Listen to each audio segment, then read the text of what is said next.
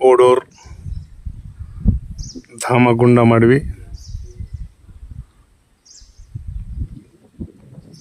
ధామగుండంలో ఉన్నటువంటి కోనేటి ఆలయంలో ఉన్నటువంటి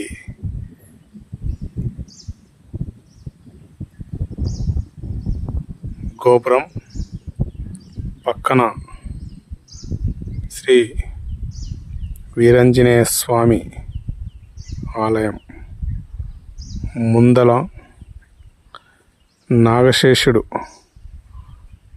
పడగ ఎత్తి స్వామివారి వైపు చూస్తున్న దృశ్యం మనం ఇప్పుడు చూస్తున్నాం. చూడండి ఒక్కసారి. నాగశేషుడు ఎంతో పవిత్రమైన స్థలం.